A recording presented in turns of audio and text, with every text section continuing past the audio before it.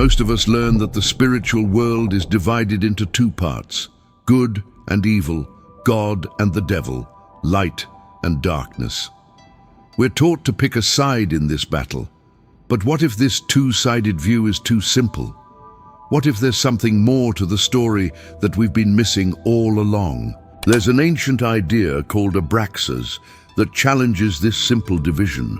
ABRAXAS isn't just another god or spirit to add to the list of supernatural beings. It's a completely different way of thinking about how the world works.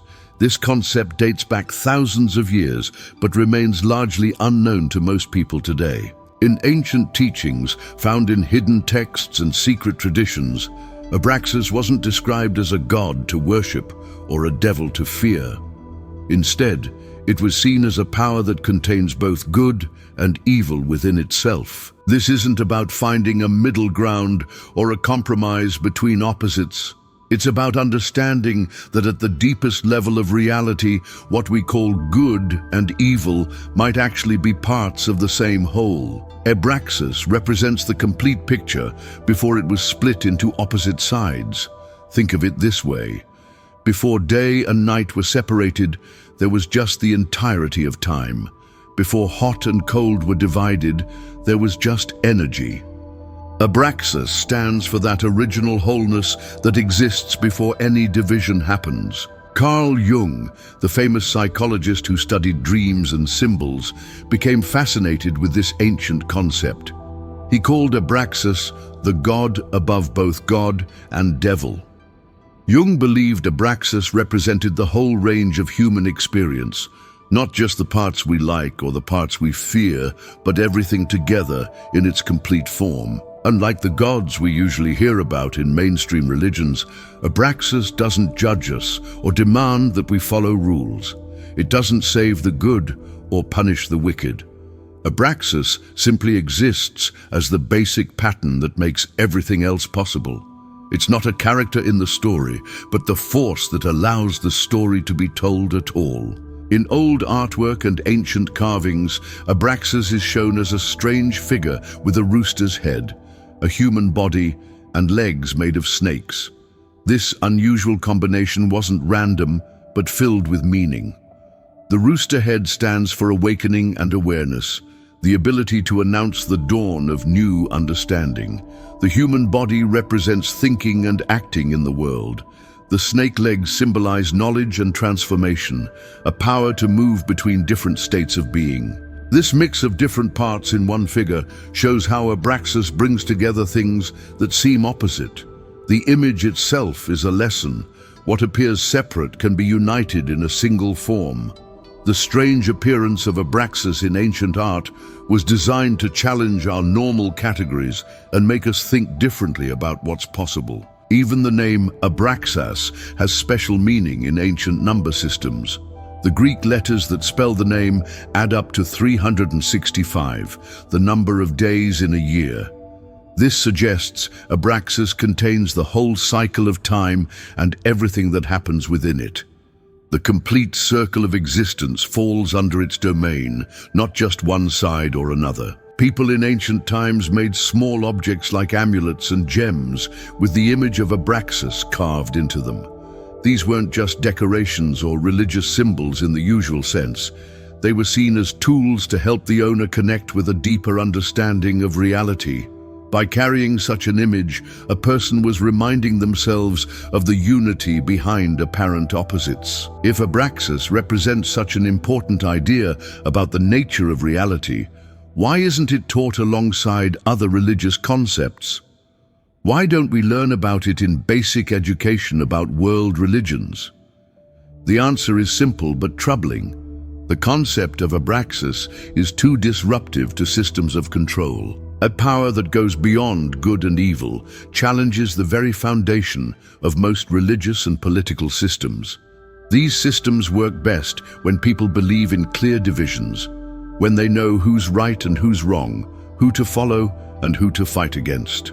A concept that dissolves these boundaries threatens the entire structure. Early writings that mentioned ABRAXAS were actively destroyed by religious authorities who saw them as dangerous heresies. What we know today comes mostly from hidden texts that were buried or hidden away to protect them from destruction. One important collection, called the Nag Hammadi Library, was found in Egypt in 1945 after being hidden for nearly 2,000 years. This wasn't just about religious disagreement over theological details. It was about power and control at a fundamental level. Systems of control, whether religious or political, work best when choices are limited and clearly defined. ABRAXAS represents the breaking of these boundaries, showing that the whole setup might be artificial, a constructed framework rather than the true nature of reality. Most religious stories tell us that a perfect God created a perfect world, and then something went wrong when evil entered the picture. This creates a clear narrative with heroes and villains, a problem to solve and a path to salvation. But some ancient texts, particularly those from Gnostic traditions, tell a different story about the beginning of everything. In these alternative accounts, the material world isn't the perfect creation of an all-good God. Instead, it's the result of a kind of cosmic accident, a splitting of what was once whole into separate parts. This fragmentation wasn't planned, but represents a kind of mistake or corruption of the original unity. The physical universe in this view isn't divine perfection, but the result of a broken pattern. In this view, ABRAXAS isn't part of the broken world, but exists outside it, representing the original unity that came before the split. ABRAXAS isn't trying to fix the world or take sides in its conflicts. Instead, it embodies the blueprint of what reality was before it broke into opposing forces. It stands as a reminder of what was and what might be beyond our divided experience. This understanding changes how we might think about ourselves and the world. If reality isn't fundamentally split between good and evil, if these are just useful labels we apply rather than absolute truths, then our approach to ethics, spirituality, and even our own identity needs to change. We might need to think in more complex ways that go beyond simple divisions. Jung believed that mental health requires us to accept all parts of ourselves, even the parts we don't like or try to hide. He called these rejected aspects our shadow, and he thought that denying them caused psychological problems. This doesn't mean acting on harmful impulses. Rather, it means acknowledging that we contain many possibilities instead of projecting the parts we reject onto other people, seeing them as enemies. At a deeper level, things we see as opposites, pleasure and pain, creation and destruction, love and hate, might not be opposing forces locked in eternal battle, but connected parts of the same process. Like inhaling and exhaling, these apparent opposites might be necessary phases of a single movement rather than enemies fighting for dominance. While ABRAXAS comes from ancient religious teachings, the idea goes beyond any particular faith or tradition. In modern terms, we might see a similar concept in quantum physics, where particles can behave in seemingly contradictory ways at the same time, being both particles and waves, existing in multiple states until observed. The deeper we look into reality, the less it seems to follow our either-or logic. This idea appears in many cultures across the world and throughout history. We find it in the Chinese concept of yin and yang, where opposites flow into each other and contain elements of their counterpart. It appears in Hindu images of gods like Shiva, who both create and destroy as part of the same divine function. Native American traditions honor the sacred connection between life and death as part of one continuous cycle. All these traditions recognize, in their own way, that wholeness comes before division. They understand that what we perceive as separate categories might be convenient for daily life, but don't represent the deepest truth about reality. ABRAXAS stands as one particularly powerful symbol for this understanding across cultures and time periods. Throughout history, some people have tried to understand reality beyond the usual frameworks provided by mainstream religion and conventional thinking. From ancient mystery schools to medieval alchemists, from old philosophers to modern spiritual seekers, these traditions preserved the understanding of Abraxas not as a god to worship, but as a key to deeper knowledge about the nature of existence. These groups didn't try to convert large numbers of people to their understanding. They didn't build big temples or create mass movements. Instead, they focused on direct experience and personal transformation for those who were ready to see beyond the common view. Their goal wasn't faith in doctrines, but knowledge, direct personal understanding of how reality works beneath its surface appearances. Their methods often involved facing contradictions directly, working with opposing forces simultaneously, and breaking through conventional ways of thinking that keep us trapped in limited perspectives. These weren't comfortable practices, but challenges designed to break open the mind's usual categories and allow something new to emerge. For these practitioners, Abraxas wasn't a distant deity, but a working principle, a way to access the underlying structure of existence. The name itself worked as a kind of code or password, with each letter connecting to cosmic forces. The 7 Greek letters in Abraxas were linked to the 7 known planets of ancient astronomy. This wasn't just poetry or metaphor, but practical work, a system designed to align human awareness with cosmic patterns. These traditions operated in the shadows not because they were evil, but because they were too challenging to established power. They didn't reject morality, but sought to understand its deeper foundations. They didn't abandon wisdom, but looked for wisdom beyond conventional limits.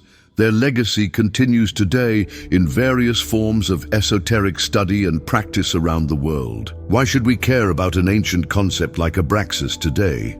In a time of increasing division, political, ideological, religious, we find ourselves constantly pressured to take sides, to identify with one group and reject others.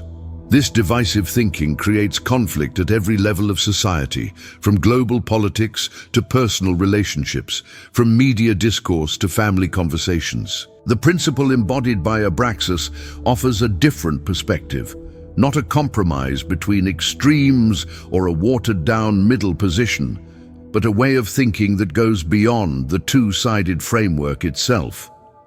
It suggests that deeper truths might lie not in resolving contradictions by picking a winner, but in seeing the larger pattern that contains both sides within a more comprehensive whole. This doesn't mean giving up critical thinking or the ability to make judgments. It doesn't mean that all positions are equally valid or that harmful actions should be accepted.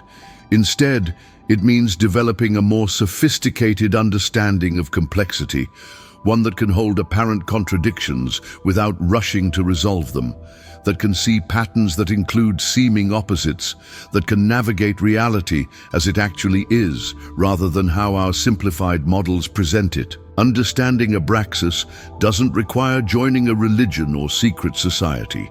You don't need special initiation or occult knowledge. It requires something both simpler and more challenging, a willingness to question basic assumptions about how reality works. It invites us to look beyond the comfort of two-sided thinking toward the more complex truth of interconnection and wholeness. This perspective doesn't provide easy answers or clear battle lines. It doesn't tell us who to follow or who to fight. It doesn't reduce complex situations to simple formulas or bumper sticker slogans. Instead, it asks us to develop a more mature relationship with complexity itself, to recognize that the deepest truth may not be found in resolution, but in the creative tension between apparent opposites. In practical terms, this different way of thinking might lead us to see that political opponents may each hold pieces of truth, rather than one being completely right and the other completely wrong. It might help us recognize both the positive and negative aspects of religious and spiritual traditions, instead of either idealizing or demonizing them. It might allow us to understand that within ourselves, our strengths and weaknesses are often connected to each other. This approach to conflicts views them not as battles to win, but as situations to understand in their complexity. It recognizes that most great conflicts involve legitimate concerns on multiple sides, and that sustainable solutions require acknowledging this reality rather than simply overpowering opposition.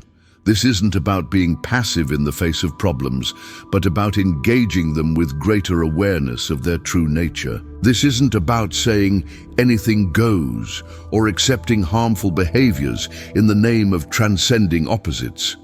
ABRAXAS doesn't represent moral relativism or ethical indifference. Rather, it's about recognizing that reality is more complex than our simple either-or frameworks can fully capture, and that our approaches to solving problems must reflect this complexity if they're going to create lasting positive change. When we let go of oversimplified views of good versus evil, we don't abandon ethics. Instead, we ground our moral understanding in something deeper than arbitrary divisions. We recognize that compassion and justice aren't just nice ideas, but reflections of the underlying connectedness of all things. Our ethics become more nuanced, but also more firmly rooted in reality. The concept of ABRAXAS challenges us not to stop making distinctions, but to hold those distinctions lightly, recognizing them as tools rather than absolute realities. We still need to distinguish food from poison, kindness from cruelty, truth from falsehood. But we do so with awareness that these categories are maps we create to navigate reality, not reality itself in its fullness. In our personal lives, this understanding might help us integrate aspects of ourselves that seem to be in conflict. Our desire for security and our need for growth, our rational thinking and our emotional wisdom, our individual identity and our connection to others. All these apparent opposites can be seen as complementary aspects of a whole person rather than forces that must defeat each other. At a social level, recognizing the principle of ABRAXAS might help us move beyond the destructive polarization that characterizes so much of current politics and culture. Instead of seeing those who disagree with us as enemies to defeat, we might recognize them as expressing aspects of a complex reality that includes us all. This doesn't mean abandoning our values, but holding them within a larger frame of reference. The strange symbol of ABRAXAS, with its rooster head, human body and snake legs, seems bizarre to modern eyes. But its very strangeness serves a purpose: to jolt us out of conventional patterns of thought, to challenge our neat categories, to suggest a reality that doesn't conform to our expectations. The composite nature of the image points to the composite nature of reality itself. The ancient practitioners who created this symbol weren't being randomly exotic or deliberately obscure. They were trying to express something that ordinary language and familiar images couldn't capture: the unity that precedes and transcends all division, the wholeness from which apparent opposites emerge and to which they ultimately return. In a world increasingly divided by artificial oppositions and manipulated conflicts, perhaps this ancient wisdom offers exactly what we need: not to choose sides more effectively or argue more persuasively, but to recognize that the most fundamental reality goes beyond sides altogether. Not to win the game, but to see the larger context in which all games take place. This doesn't mean withdrawing from engagement with real problems in the world. It doesn't mean passive acceptance of injustice or harm. Rather, it means engaging from a place of deeper understanding, with awareness of complexity, with recognition of connection, even across lines of difference and disagreement. It means working for positive change while recognizing the larger whole within which all change occurs. The story of ABRAXAS isn't about adding another deity to our spiritual vocabulary. It's about challenging the very framework within which we understand spirituality, ethics, identity, and reality itself. It's an invitation to think more deeply, to see more clearly, to embrace more fully the complex, paradoxical nature of existence.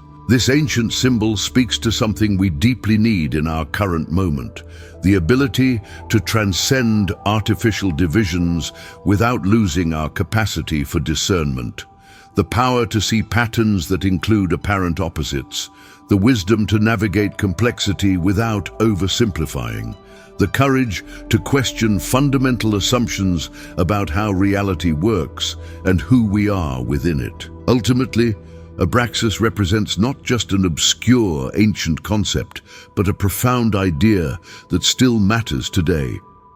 It challenges us to look beyond the comfortable divisions that structure our thinking, good and evil, right and wrong, us and them, toward a more complete understanding of reality's complex patterns. It invites us to grow beyond childish, either-or thinking into a more mature comprehension of how the world actually works. This viewpoint doesn't mean ethical distinctions or practical judgments aren't valuable. We still need to make choices and take actions in the world based on our best understanding of what creates benefit and what causes harm. But it reminds us that these distinctions are tools rather than absolute truths, maps that help us navigate but are not the territory itself. The ancient symbol of ABRAXAS stands as a reminder of the power of integration and the limits of two-sided thinking. It suggests that the deepest wisdom may lie not in choosing between light and darkness, but in understanding the pattern that includes both. Not in resolving tension, but in recognizing its creative potential. It points toward a more comprehensive way of seeing that might help us address our most pressing challenges with greater wisdom and effectiveness. In embracing the principle of ABRAXAS, we don't reject clarity or precision. We don't abandon the ability to make meaningful distinctions. Instead, we gain a deeper clarity that recognizes patterns across differences, a more refined precision that can address complexity without reduction. We develop the capacity to see both the trees and the forest, both the waves and the ocean, both the parts and the whole. Perhaps the most important lesson of ABRAXAS for our time is the recognition that our deepest divisions might not be resolved by victory of one side over another, but by a shift in perspective that reveals a larger truth containing elements of both. Not compromise that weakens all positions, but integration that creates something stronger and more complete than any partial view could provide. This ancient wisdom reminds us that the most fundamental reality transcends the divisions we create with our thinking. It invites us to look deeper, to see more clearly, to understand more fully. It challenges us to grow beyond the limitations of either-or, thinking into the more expansive reality of both and awareness. And in doing so, it offers a path toward greater wholeness, both within ourselves and in our shared world.